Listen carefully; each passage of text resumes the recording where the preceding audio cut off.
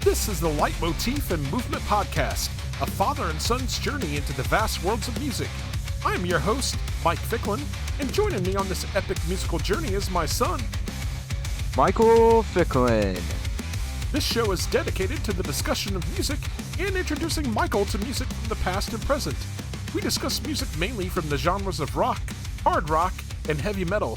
We also, from time to time, dive into film and video game scores, and we sprinkle in some surprises along the way. Michael, what have you been listening to this week? I'm gonna start out with saying I listened to the single from the new Seven Dust record. It was amazing. Enjoyed that, eh? Yeah. I love the vocals, the guitar riffs, and drum work on that song. Also, I listened to the new Carnival record. Yeah, hold on for just a second before we get in the Carnival record. I just wanted to mention that I felt like the new Seven Dust song, which is titled Is This the Real You? I thought that it felt like a return to the harder edged rock and roll. The last couple of Seven Dust albums I haven't been really thrilled with because I felt like it was heading in more of a poppy direction, but I did feel like Is This the Real You had more of a harder edge, so I'm hoping that the rest of the album is going to sound that way. Okay, now I know you want to talk about that Carnival record. What you got? I really enjoyed my listen through on it. And just to make mention, the name of the album is In Verses. It was really good. Worth the wait. Yeah? Worth the 13 years? Now, 13 years is a little absurd. But I feel like everything on that record is amazing. Every song was amazing. Every riff, amazing. Just amazing. Did you listen to it more than once, or just the one listen through? I got through it once. Yeah. I listened to it like 4 or 5 times, so that's how much I was enjoying it. After 13 long years, the 4th studio record from the Australian prog rockers has finally arrived. Was it worth the wait? I'd give it a resounding yes. From the anthemic opener Ghosts to the driving bass of Drone, this record is massive. I'm not sure how the song is pronounced, but I think it's Azora or Alzora. It's a standout for me. Yeah, that song's amazing. Yeah. Hard rocking with really cool atmospherics and a huge performance from Ian Kinney. Then you have Remote Self-Control, which feels like if Radiohead and Tool had a baby. It's poppy, but with a hard rock edge. They've even remastered 2021's All It Takes, and it sounds better than ever. The album closer, Salva, feels like a journey's end, invoking the same introspective spirit as Dredge's Down to the Cellar. This is easily a contender for Album of the Year. Get your headphones, crank it up, and let it take you on a ride. In Verses is my recommendation of the week.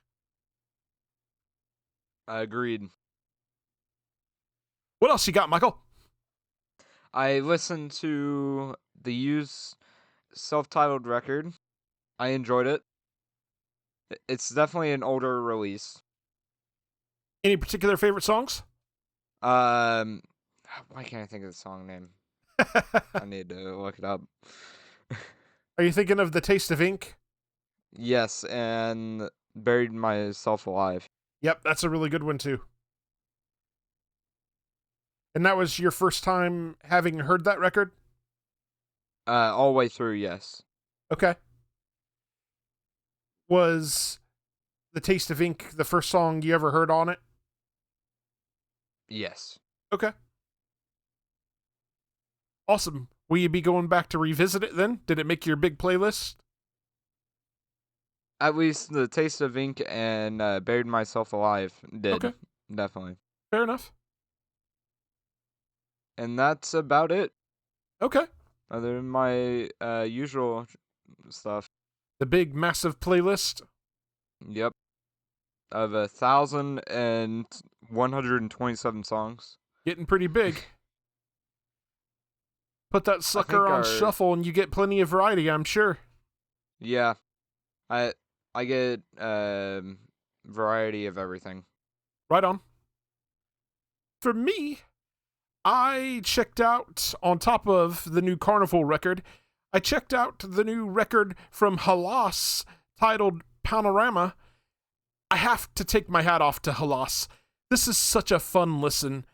The Swedish adventure rock band incorporates a synth rock sound into this, their fourth record. The 20-minute album opener, Above the Continuum, is an epic masterpiece. It incorporates Gregorian chants, spoken word passages, strings, and horns to help tell its tale. It's a 7-part suite, very much in the same vein as Rush's 2112. Face of an Angel is a fun, galloping rocker. Bestias is a piano ballad that shows off singer Tommy Alexanderson's vocal range and power. Closer, At the Summit, is a pure 70s hard rocker. Panorama might be the band's finest offering to date. Also checked out the new record from the Hirsch Effect titled Der Brock. This is the German progressive metal outfit's 7th record. It features some really slick production. The sound of the record has a lot more melodic and ambient post-metal leanings. On first listen, I wasn't terribly impressed with the album's first 3 songs. On subsequent listens, they've gotten better, but for me, they're still not the highlights of this album. It's the final 5 songs that really make this album for me. Specifically, the songs Der Doppelganger, Die Luz, Die Bruch, and Die Heimkehr. They're all simply incredible. The album features a lot of varied soundscapes, textures, and emotions. Though I know very little German, I pick up on the emotions at play through the music and the tone of the vocals. I also read that the band went through a difficult time with the COVID pandemic, as did most bands. This experience directly had an influence on the writing of this record, and you can certainly feel it. I also checked out the new record from Puscifer titled Normal Isn't. This is the 5th studio record from the experimental alternative rock project from Maynard James Keenan of Tool and A Perfect Circle. For me, Puscifer tends to be hit or miss. I appreciate the creativity and work that goes into the music. It just sometimes doesn't resonate with me. For Normal Isn't, I find that this is my favorite Puscifer release by far. The entire album is more guitar-driven. It has a goth rock vibe to it, making me think of bands like The Cure. There are a lot of complex stuttering rhythms to be found as well. I really enjoy songs like the album opener Thrust, the title track Normal Isn't, A Public Stoning, and the quiet parts. Maynard has stated that this record reflects on the current state of society, which he does not find normal. As such, there's a very pointed socio-political message to this album. It's an intense but enjoyable listen. I hope that Puscifer continues to trend in this direction musically. It really works well here. The last thing I checked out was the new record from the Silver Sun Pickups titled Tenterhooks. This is the Los Angeles-based alternative rock band's 7th studio record. The production on this record is super slick and clear. I've always found the sound of this band to be unique, especially in terms of the vocals. That carries forward with this album as well. In fact, you could say that the band isn't really covering any new ground with this record. If you know that signature combination of dream pop and alt rock, then you know what you're in for here. Sometimes it works for them, sometimes it feels just a bit stagnant. Album opener New Wave starts out with a bit of a post-rock vibe before getting into more of an alt-rock sound. Some other standout songs for me include Au Revoir, Reservoir, Thorns and All, and Interrobang. It's not a bad album, but it's nothing we haven't heard from Silver Sun Pickups before. All right, Michael, anything else before we move on to our next segment? Nope. All right.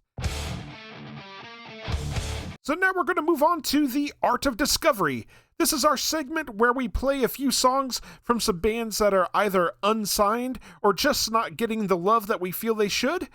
We've got a great selection of songs for you this time around. We're going to kick things off with a one-man hardcore band out of Indianapolis, Indiana. This is Funeral Language, featuring Geoff Halbherr, with their song, Off Script. We tried to tear the wall off of our bloodshot eyes, but now we want this to disguise. And we're lost in the colors of our favorite lies. Pretend repeated. I'm crying wolf until you call me out. I never thought twice, but you got me thinking now. Of the sensation that I was so well. Tear up the ceiling. What kind of story you don't want me to tell? But it's bedtime and I'm in a rocking chair. Such a perfect scene for a disgusting tale. I'm gonna make you fucking sick. When I rhythm with the march of fame, like cancer and fame. Let the light bleed, it starts to spread. If you can't keep it dead, you're dead.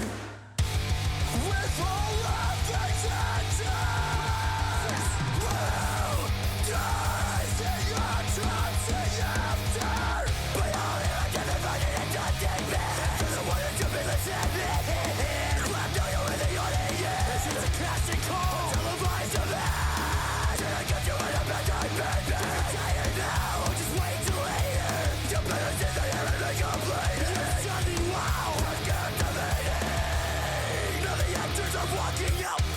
They're off script with a steady gait.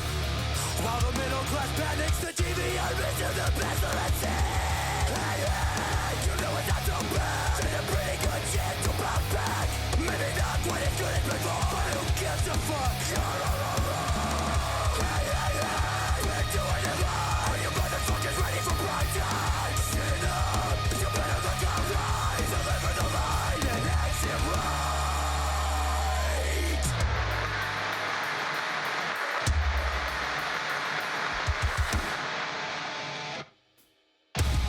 The show must go on. Will I couldn't smile? Let us summertime. The show must go on. It would be better if you died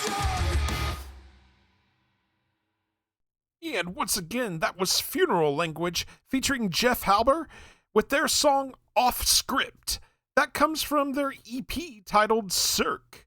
You can purchase their music from their Bandcamp page, funerallanguage.bandcamp.com. Michael, what'd you think of that banger? That was amazing. Hard as hell, man. Yep. Great tune. Yep. You should check out the whole Exactly. EP, man. It's really good. Okay. All right. Our next song comes from an indie rock band out of Angers, France. This is Daria with their song A Smile in Oasis.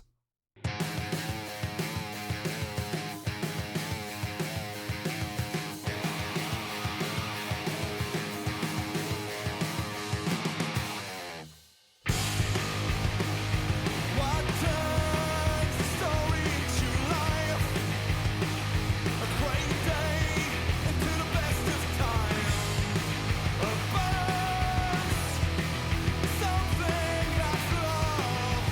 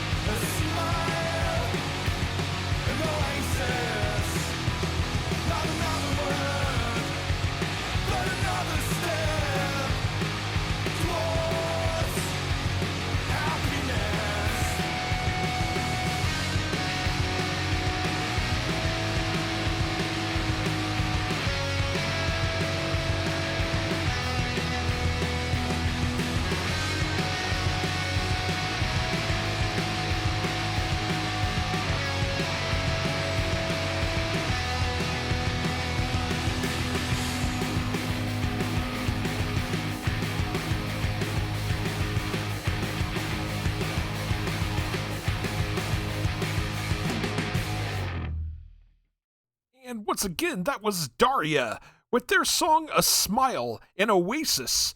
That comes from their record titled Fall Not. You can purchase their music from their Bandcamp page, dariarock.bandcamp.com. Michael, another banger, dude. What'd you think? That was amazing. Another amazing. Right? Holy moly. 2 in a row, man. Yeah. We're on a streak. You should really check out the whole record, dude. It's so good. Okay. I know I say this frequently, and I mean it every single time. These bands that we feature on this segment, I spend the time listening to their stuff and trying to narrow down what I like best to pick out a song. And yeah, dude, just so much good music. Yes. Seems like it. You pick every good music. Glad you enjoy.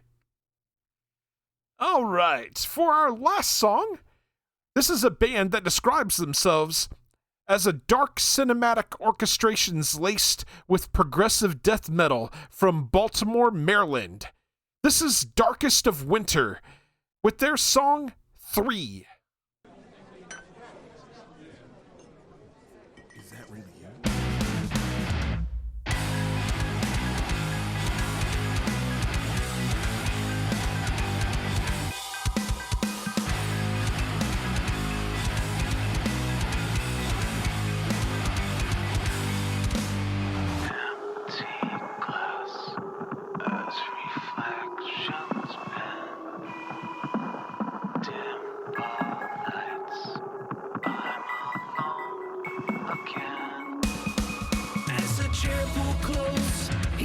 My face, his words are kind, get out of place. You turn despair into divine. I give to air to the open arms. Take my gift, this borrowed page, where the crowd they bear my giants. From this wicked blood will feed a devil's deal.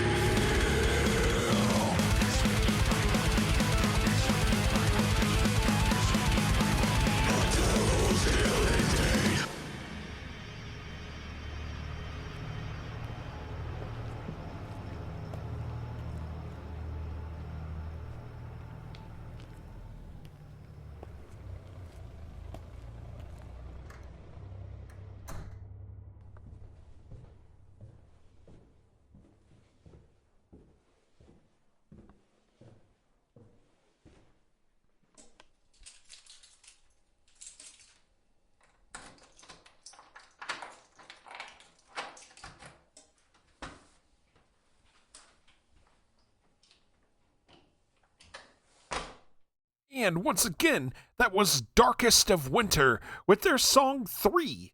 That comes from their record titled The Composer, Chapter 2. You can purchase their music from their Bandcamp page, darkestofwinter.bandcamp.com. Michael, we closed out with another banger, sir. What'd you think? We did close out with another banger. That was amazing. It's awesome to hear this song in the context of the entire album. I'm going to say it again. You should check out the whole thing. It's a great tune. Great album. All right. We would like to thank all of the bands that we featured on The Art of Discovery this time around. If you would like to be featured on the show, please feel free to reach out to us either via email at lightmovepod@gmail.com or reach out to us on one of our various social media accounts. We'd love to check out your music, and if we dig what you're doing, we'd love to play a song on the show. All right, now we're going to get into our main topic. We're going to break down Stone Temple Pilots' 1992 debut studio record, Core. Core was released by Atlantic Records on September 29th, 1992. It was produced by Brendan O'Brien. Core became a massive commercial success, reaching number 3 on the Billboard Top 200 by July 1993, and has since been certified 8 times platinum by the Recording Industry Association of America. The album initially received poor reviews despite its commercial success. The band was criticized for allegedly copying the musical style of other alternative acts, particularly Pearl Jam. Retrospectively, Core has been acknowledged as a seminal release of the alternative rock and grunge movement of the early 1990s. Core helped propel Stone Temple Pilots into the mainstream and remains their most commercially successful record. I found this little tidbit interesting here. When the recording sessions for Core ended, the band named the album Core, which refers to the story of Adam and Eve in the Bible. This is further represented in the album cover, which depicts Eve stealing an apple from the Tree of Eden. By August, Core was scheduled to be released, and the album had reached the mastering stage when the band's lawyer received word that a blues musician had already claimed the name Mighty Joe Young, which was the original name of the band. Scott Weiland, the singer for the band, who was a fan of the STP motor oil stickers since his youth, gave the band some ideas. Dean DeLeo, the guitarist for the band, even suggested the name Stereo Temple Pirates, which eventually would change into the name Stone Temple Pilots. Core would be certified gold on April 20th, 1993, and certified platinum on June 9th, 1993. The album peaked at number 3 on the Billboard 200 on July 3rd, 1993. Taking a look at the personnel from the record, Stone Temple Pilots at the time was Scott Weiland on vocals, Robert DeLeo on bass, his brother Dean DeLeo on guitars, and Eric Kretz on drums. And with that said, Michael, we're going to go ahead and dig into our track-by-track analysis. We're going to kick things off with Dead and Bloated. What do you got on this one, Michael? Opener. With that opening to the song, love the riff. Awesome vocals, awesome drum work. Just an amazing song. And it has 76 million plays. Wow. Where does that rank on the album? But it ranks 4th. Man, that's quite a few listens. That's killer. Yeah. You got anything else? I just really like the vocals on this song. It's a great album opener. I love this song so much. It's such an incredible opener. The voice of Scott Weiland is the first thing we hear. He's singing through a megaphone at the beginning. There's a grit and power to his vocals. Then the heavy as hell music kicks in. That guitar riff from DeLeo is hard, bluesy, and just sick. Eric Kretz's drums sound punchy as hell, especially that kick drum. Robert DeLeo's bass line is absolutely killer. We get a more melodic segment as the song gets into the chorus. Weiland's vocal melodies are so hooky and memorable. The cadence in which he delivers the lyrics, especially in the verses, is just perfection. Weiland has stated that this song isn't really about anything in particular.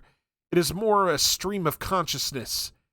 DeLeo, while cautious of explaining Weiland's lyrics, did say that he believes the song was written about what the future may hold for the band. Just a outstanding song, man. And yes, I'm going to have to bleep that out.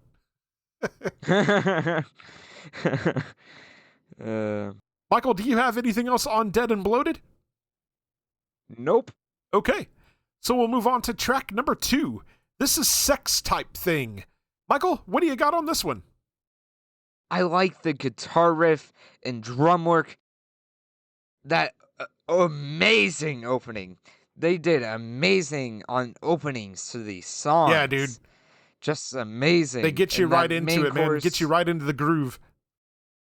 And that main chorus is amazing, and the vocals is amazing as ever. Out of curiosity, where's this one rank on the album on Spotify? 3rd. How many listens? At 120 million. Wow. So this was the debut single from the album. It features a really hooky driving guitar riff from DeLeo. Again, Kretz's drums sound so damn good on this song. There's a heavy, angsty, dark edge to this song. This really comes out in Weiland's vocals and lyrics. There is a dark, sinister feeling that exudes from him. I will say that, despite the dark lyrical content, the vocal hooks are catchy as hell. Between the music and the lyrics, the song feels suffocatingly bleak, but undeniably satisfying. This song was a target of controversy because of the lyrical content. There were those stating that Weiland was an advocate for rape. Weiland has stated that this song is really not about sex at all. It's about control, violence, and abuse of power. Michael, do you have anything else on Sex Type Thing? Nope. Okay. So we're going to move on to track number 3. This is Wicked Garden. Michael, what do you got on this? I love the opening again. Just amazing openers. Yes, sir. Just amazing, amazing, amazing, amazing. Just awesome. Amazing drum work, amazing guitar riff, and nice vocals. This song has 64 million plays, and it is 5th on the record. Man, I would probably rank that a little bit higher personally. It wasn't a single, but it was definitely one of STP's biggest hits. It's not hard to understand why that is. There's a killer, hooky, driving rhythm to this song provided by Robert DeLeo's bass line and Kretz's drums. There's a danceable groove to this song. DeLeo's main guitar riff is heavy, but has a ton of melody to it. Weiland shows off some fantastic vocal chops on this song, especially during the sub-chorus and chorus. I really love Weiland's lyrics on this one too. The lyrics, "I want to run through your wicked garden, heard that's the place to find you, 'cause I'm alive, so alive now, I know the darkness binds you." It makes me actually want to sing it. Mm-hmm. And how those lyrics are delivered, it's just eternally memorable for me. This is one of my favorite songs on the record. Weiland has stated that the song's lyrics are about lost innocence and longing for youth. Michael, do you have anything else on Wicked Garden? I do not. Okay. So we'll move on to track number 4. This is No Memory. Michael, what do you got on this? This is a nice instrumental song. It has 6 million plays. Understandable. Yeah, there's not really much to it. It's just Yeah. kind of serves as a segue between Wicked Garden and the next song, Sin. I don't really have anything to say about it, so. Yeah, it's just an instrumental piece and the shortest song on the record. The guitar work from Dean DeLeo is beautiful and clean. Robert DeLeo's bass line helps paint a serene scene through sound. And that'll take us to the next track, Sin. Michael, what do you got on this? I'm gonna start out with saying 9 million plays. Okay. That's how much plays this song has. I don't know. I'm pretty sure if my math is correct. The math is mathing. This is it's either 7th or 8th. Okay. On the record. Not sure I agree, but okay. I love the vocals and drum work, and I love the riff. It's just awesome. And a good opener, to the song. Amazing. Like the way the I song went a little opens up. Off track. Yeah. Yeah. They're really good about Good that. vocals, of course. Yes. Coming out of No Memory and straight into a heavy as hell Dean DeLeo guitar riff. Robert DeLeo's bass work is stellar. Once again, Kretz's drums sound thunderous. It's probably the darkest song on the record. Weiland's lyrics make use of religious symbology and references to addiction. The chorus is melodic and hooky as hell from both a musical and vocal standpoint. I love the guitar solo towards the end of the song. Very melodic. In fact, the closing couple of minutes are really melodic. Weiland has stated that this song is dealing with a one-sided relationship that bassist Robert DeLeo had been in. Michael, do you have anything else on Sin? I do not. Okay. So we'll move on to the next track. This is Naked Sunday. Michael, what do you got on this? Love the opening and awesome vocals, awesome drum work, an awesome riff. This song has 6 million plays. Do you agree with that? It's a decent song. It just, when it gets into these single digit millions, it just looks out of proportion. It does. And I think you and I tend to disagree with most of these listeners.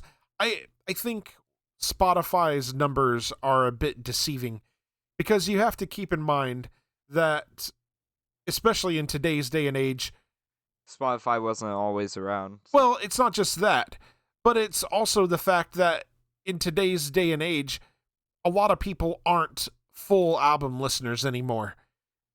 They're looking for the singles or the songs that they know, and that's what they're listening to. So they're not getting into the album cuts. You know, they're just looking for the singles. Yeah. So I think sometimes Spotify's numbers are a little skewed because of that. We're album listeners, Yes. you and I. So what else you got on this? I just mainly like the riffs on this album. I feel like they're really driving, and also like it feels like they took a lot of time in writing those and making them stand out. Yeah, the DeLeo brothers are just amazing, man. They have a knack for really good hard rock songwriting. Yeah, for me, Naked Sunday has a trippy opening to it. In fact, musically, it feels like it has a Led Zeppelin-esque vibe to it. Robert DeLeo and Kretz's drums really carry this song. There's a funk-driven rhythm to this song. Dean DeLeo's guitar riffs are hooky as hell. I enjoy Weiland's vocals on this song and the different effects that are used on them as well. It fits well into the trippy vibe of the song. Lyrically, Weiland has stated that this song is a criticism of organized religion. Michael, do you have anything else on Naked Sunday? I do not. Okay. So we'll move on to track number 7. This is Creep. Michael, what do you got on this? For some reason, when I hear Creep, I think of the Radiohead song. Yeah, I think that's what a lot of people think of. But this is a really good song, so... Mm-hmm. This has 234 million plays. I believe it. Does that rank it number 1? No. Okay. It does not. It is their third most popular song. Okay. I really like this song. I love the slow, like how it's slow through most of the song, and then it picks up at the end. I really like that. Like I can't. I'm pretty sure it's a. I don't know what guitar it is, type of guitar it is. It kind of sounds really like like it's an that acoustic riff. guitar. Yeah, I really like that riff, and also love the drum work, and the vocals on this song just match the vibe perfectly. Yeah, kind of solemn and morose. Yeah. This one is another favorite of mine from the record. It's a slow acoustic ballad through the verses, kind of flirts with the line between country and rock and roll. During the chorus, we get a heavier, distorted electric guitar sound. I love Weiland's vocal melodies on this song. They take a shy, almost vulnerable quality through the verses, then a more angsty quality during the chorus. The pre-chorus vocal melodies in particular are super hooky. Take time with a wounded hand, 'cause it likes to heal. Take time with a wounded hand, 'cause it likes to steal. Take time with a wounded hand, 'cause it likes to heal. I like to steal. I love those lyrics, and I love the vocal melody that goes with them. So good. Lyrically, Weiland has stated that this song is just the idea of being a young person somewhere, caught between still being a kid and becoming a young man. It's that youth apathy, that second-guessing yourself, not feeling like you fit in. Michael, does that vibe with what you thought the song was about? No. Actually, no. No? What'd you think it was about? I didn't really think I don't really go looking for like what the song's about. Okay. And normally You're I just about catch feeling on the through the vibes. vibe. Yeah. Yeah. I couldn't really tell based off the vibe. Okay. Fair enough. All right. So now we'll move on to track number 8. This is Piece of Pie. Michael, what do you got on this? 10 million plays. That's fair. That's fair. Don't really like it? It's okay. What you got? I love the riff and drum work and awesome vocals. I feel like there is some points of improvement on this song that could have been done, but what we got is pretty decent. Yeah, it's not too bad. It's not too bad. It's definitely not my favorite song on the record. I don't say it deserves the 10 million. I say at least 20 million, but Okay. That's fair. This song has a really gritty, dirty feel to it. That main guitar riff from DeLeo in combination with Robert DeLeo's bass line just gives this song a really heavy feel. Weiland's vocal performance on this one is really good. He gets to show off some of his range. DeLeo gets a pretty tasty little guitar solo in this. While it isn't my favorite song on the record, it still has a killer groove to it. Lyrically, while I couldn't find anything from Scott Weiland himself, I believe this song is about struggling with conventional norms. Michael, do you have anything else on Piece of Pie? I do not. Okay, Out of curiosity, have we encountered your favorite song on the record yet? I don't know. You don't know? No. Okay. I like too many songs on this record. Okay. That's fair. Well, let's move on then. We'll move on to track number 9. This is Plush. Michael, what do you got on this? This is the number 1 song at 412 million plays. I should have known. That tracks. That tracks. And this is their number 1 song on Spotify. I believe it. My opinion? I like the opening riff. It's amazing. And the vocals are amazing. And the drum work, just love it. I understand why a lot of people like it. It's very understandable. I do say it is one of my favorite songs on the record, though. Those guitar riffs are just hooky as hell, man. Yeah.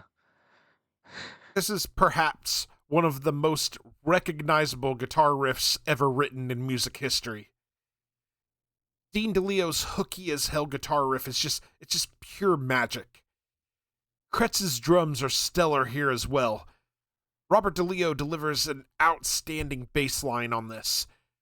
Once again, Weiland is absolutely on point with his vocal melodies. Even if you don't know the words, it's so easy to just hum along with the melody. Lyrically, Weiland has stated that this song was inspired by the tragic true story of a girl who was kidnapped and later found murdered in the early 90s. The song is a metaphor for a lost, obsessive relationship with the real-life story as the catalyst. It's a chilling, haunting, and emotional tale that continues to resonate with listeners. Outstanding song. Just outstanding. Agree. When I see the name of the song, I immediately can hear the guitar riff, man. It's one of those things that just lives rent-free in my head. It has ever since the first time I heard it. Hooks for days. Michael, do you have anything else on Plush? I do not. Okay. So now we'll move on to track number 10. This is Wet My Bed. Michael, what do you got on this?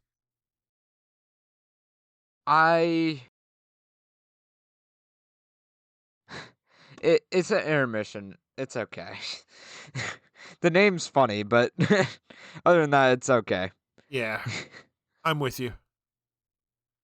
I'm assuming Spotify doesn't think much of it either. I'm pretty sure it's the lowest. Yeah, it's at 4 million plays. Yeah. Makes sense. It's another short song. My understanding is that it was born from an improv session between Scott Weiland and Robert DeLeo. Musically, it's kind of trippy. Weiland delivers the lyrics in a spoken word format that feels like they're being delivered by a junkie. Lyrically, it's all over the place, but I think that's the point.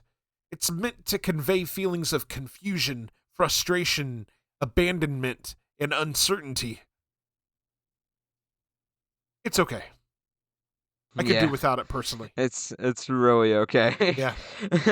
It just doesn't do anything for me. Nope. Me either. Okay. It's there. Yeah, pretty much. Have we identified our inside then? Yes. Okay. So now let's move on to track number 11.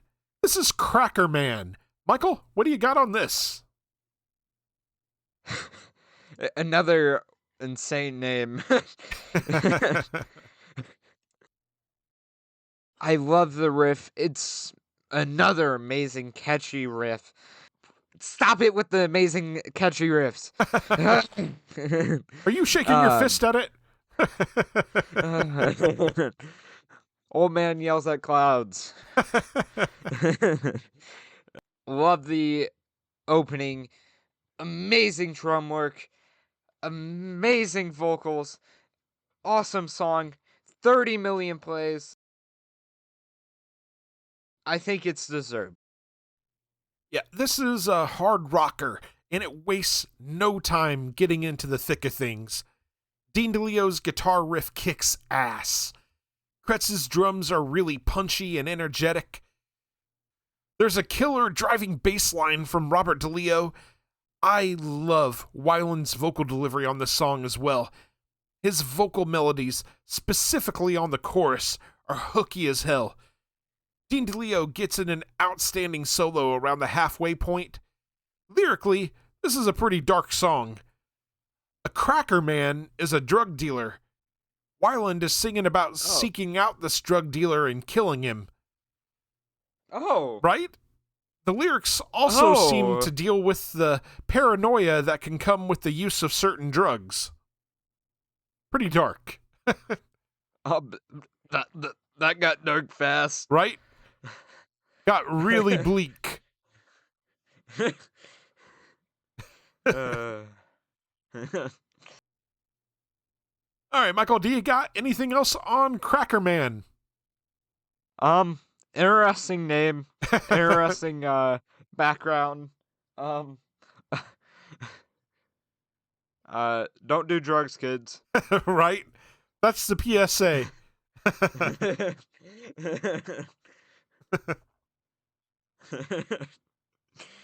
Okay. So let's move on to the final track on the record. This is track number 12, Where the River Goes. Michael, what do you got on this? I'm gonna have to disagree with Spotify on their plays on it. Okay. It's at 7 million. It should be way higher. It's not that bad. No, dude. No, hell no. I definitely disagree with that assessment. It's... No Memory gets close to beating Where the River Goes. Nah, man. Nope. It's only like a couple 100,000 away. I think what probably deters listeners, at least casual listeners, away from the song is its length. It's 8.5 minutes. What? I mean, but that's not bad. But to me, this song is much more deserving of the listens. There is no reason why No Memory should be anywhere close to this. If that deters them, then there's a lot of long songs that I can just name off right now. Yeah, I don't want to hear about 8.5 minute songs being too long. I don't want to hear it. Let me introduce you to a few songs from Haken. Or Opeth, yeah. I just happen to have one particular song in mind for Haken that runs close to 30 minutes, so... Or Buckethead. Buckethead, yeah. Those get long. Yeah. You can't lie to me. Those get long. Some of them do. Like, I swear, I've seen one that's over an hour long. Yeah. I get you. What do you got on Where the River Goes? It's amazing. An amazing closer, unlike Inside from 5150. Love the drum work. Love the guitar riff. It's just amazing. Amazing vocals. Did you mention they were amazing? Just, yeah. Awesome. It ends out the record nicely. Best way to put it. Yeah. The album closer has the special designation of being the longest song, not only on this album, but in all of STP's discography. I get big Led Zeppelin vibes in this song. Take a listen to the song When the Levee Breaks and compare it to this. It's a slow, bluesy rocker. There's a killer Robert DeLeo bass line on this song. Weiland's vocals are more of a bluesy crooning through the verses. he does get a bit more melodic for the chorus. The band reportedly came up with this song the first time they jammed with guitarist DeLeo. The lyrics themselves are about going where life takes you. Weiland has stated that he specifically wrote the lyrics, "I want to be big as a mountain, I want to fly high as the sun," about DeLeo and the way he took the band to a new level upon joining. Michael, do you have anything else on Where the River Goes? To those Spotify listeners, listen to it. Right? We need more listens. You know, I wonder if the river goes to Sesame Street. I mean, they're always asking, how do we get to Sesame Street? I wonder if that's where the river goes. Sesame Street. I couldn't resist. Sorry. Okay. So that's going to take us to our final thoughts and our overall album ratings. Michael, go ahead and give us your final thoughts and your rating out of 5. Amazing album. Amazing, coming out as a band. Right? It's an amazing debut. Yeah. Just amazing, amazing, amazing. I'm going to give it a 4.9. The reason why it loses a 10th is because of those intermission songs. I'm not the biggest fan of Fair enough. intermission songs. That's fair. Good score. Glad you enjoyed the record, actually. Did it make your big playlist? A few songs. A few? I Okay. I could put on it. Okay, that's fair. I had so much fun revisiting this record. It made me remember why it's one of my all-time favorites. There's so many damn good songs here. And it's not just the singles. Tracks like Wicked Garden and Sin are absolutely killer. I know the band was initially derided as being a, quote, grunge ripoff, but with the benefit of hindsight and hearing everything that's followed, that assessment was clearly wrong. STP has always been a hard rock band at heart, with deep roots in that classic Led Zeppelin influence.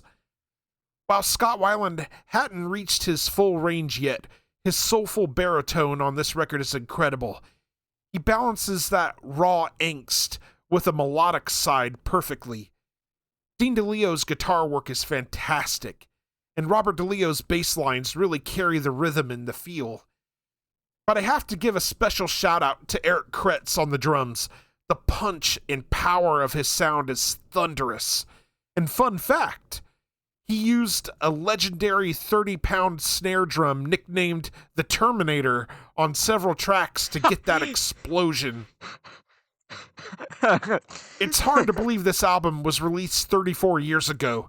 It holds up so well that if it were released today, I believe it would still be a massive success. 34 years? Yes, sir. Holy moly.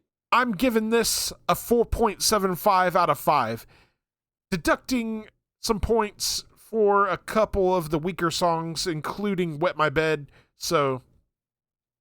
But it's still just an absolutely killer record. Oh my. And that'll take us to our question for the audience. What is your favorite track on Core, and why? All right, and we're going to get into our next segment. This is Can't Wait, new music coming soon. Michael, I know Carnival just came out and is making you a happy kid. What else is on your list of stuff that's coming soon you want to hear? Well, I still have to wait a whole entire month for it, but the new Seven Dust record. Yep. After hearing that single, made me want to listen to that record so bad, but I have to wait a whole entire month. Hey, man, you waited well, I don't remember when you got introduced to Carnival, but you had to wait like a whole ass 3 years for that, so... Yeah. Actually, I think I got introduced to him like 4 years ago. Also, I did see something on your list Yep. for recently announced. Yep. We'll get to it here in just a That second. caught my eye. Yep. I figured. So for me, on February 13th, Story of the Year releases their new record, Arson. And on February 20th, Solosis releases their new record, The New Flesh. And then recently announced, on March 6th, Era drops their new record, Silence Outlives the Earth. On March 27th, Therapy releases their 20th anniversary edition of One Cure Fits All. On April 3rd, Green Carnation releases A Dark Poem Part 2, Sanguis. On April 8th, Japanese prog metalers Deer in Grey release their new record, Mortal Downer. On April 18th, we are finally getting that long spoken of record from members of Slipknot titled Look Outside Your Window. It's going to be limited to 2,300 copies, releasing on Record Store Day, and it's described as being Radiohead-esque. So it's definitely not Slipknot, but it features members of Slipknot. So I'm looking forward to hearing this. I hope I get a chance to check it out. And then, still to be determined, Evergrey has a new album on the way this year. And I figured that would pique your interest, Michael. Yeah. Yeah. I have that their most recent album on my playlist, big playlist. Yeah, I knew you really liked that one. Have you listened to any of their other stuff? I have not gotten a chance to. Dude, similar to Carnival, you really should dig into that back catalog. Michael, you got anything else from this before we move on? No. Okay. So now we'll get into our final segment. This is Michael's journey discovering a song from the past. This time around, we're going to get Michael's thoughts on Buffalo Springfield's For What It's Worth. This song was written by Stephen Stills and first recorded by Buffalo Springfield on December 5th, 1966. It was released as a single on Atco Records in December 1966. It peaked at number 7 on the Billboard Hot 100 chart in the spring of 1967. The song is often associated with the Vietnam War because students, flower children, and other young people often clashed with police at anti-war protests and other demonstrations during the counterculture era. In 2004, Rolling Stone magazine ranked the song at number 63 on its list of the 500 greatest songs of all time. Big praise. Although For What It's Worth is often considered an anti-war song, Stephen Stills was inspired to write the song because of the Sunset Strip curfew riots in Los Angeles in November 1966.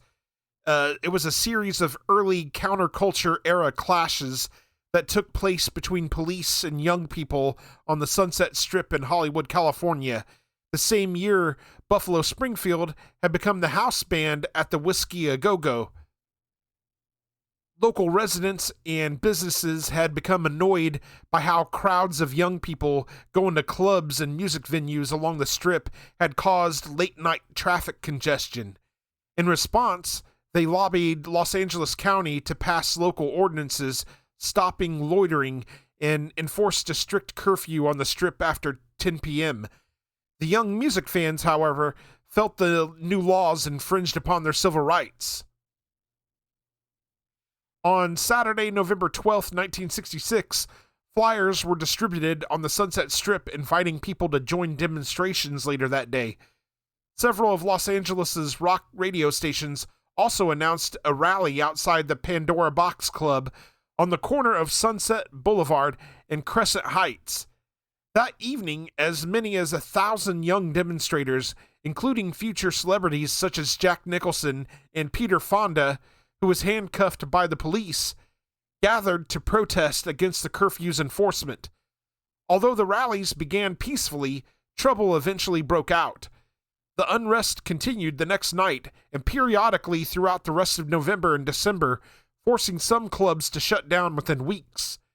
It was against the background of these civil disturbances that Stills recorded For What It's Worth on December 5th, 1966. On December 10th, 1966, 5 days after the song was recorded, local top 40 radio station KHJ began playing the single.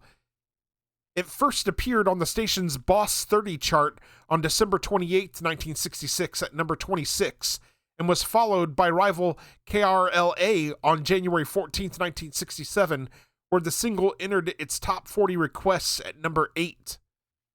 Also, on January 14th, Billboard magazine identified it as a regional breakout, and the single appeared on its Bubbling Under the Hot 100 chart.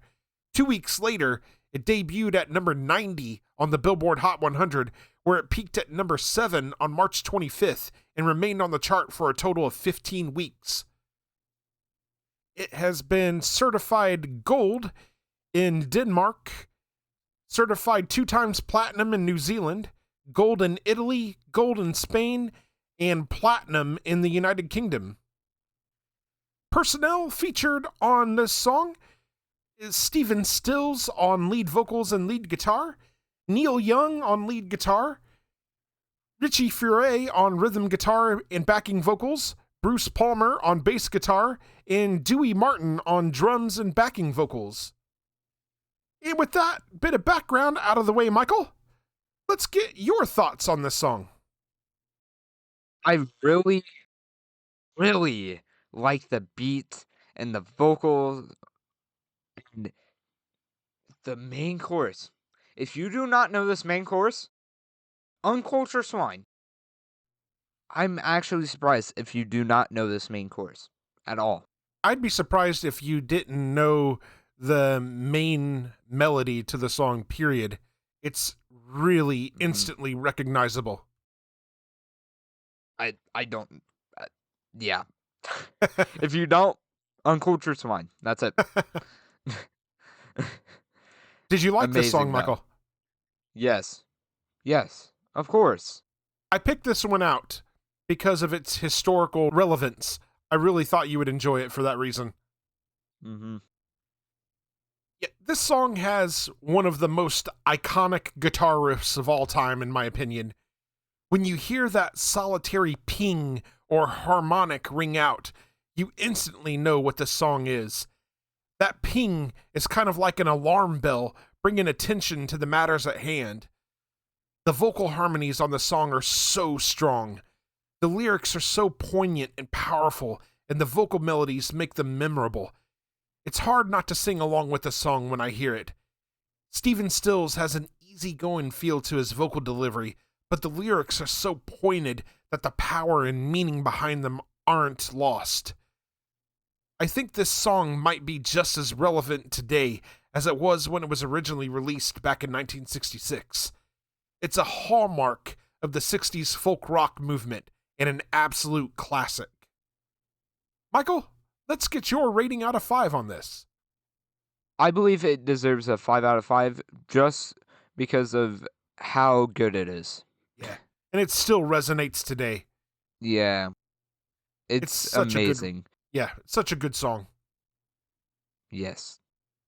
And if you haven't heard it or you don't recognize the name, you should go and listen to it. Check it out for sure. You're not going to regret it. Exactly. All right, Michael. Up next on your journey, we're going to revisit some Stevie Wonder. We're going to check out his song, Ooh. Uptight, Everything's All Right. And for our next excited for episode, some Stevie. it's time to decide, Michael, do you want to pivot here?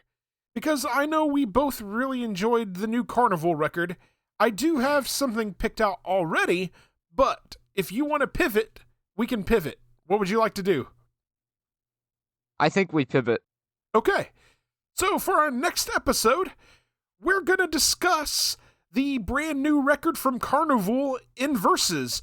We'll give our customary in-depth analysis on the record, and we'll push the one that I had originally planned off to the next episode then. Yep. All right. With that said, we do want to hear from you. We will read your emails and messages on the show. We have only one request. Keep them clean. There are several ways to contact us. You can email us at lightmovepod@gmail.com. You can also reach us on several social media platforms such as Facebook, Blue Sky, Instagram, and Threads. Details on how to connect with us are in the show notes. We are part of the SPDM Crew Podcast Network. Check out all of the podcasts on the network by visiting spdmcrew.com.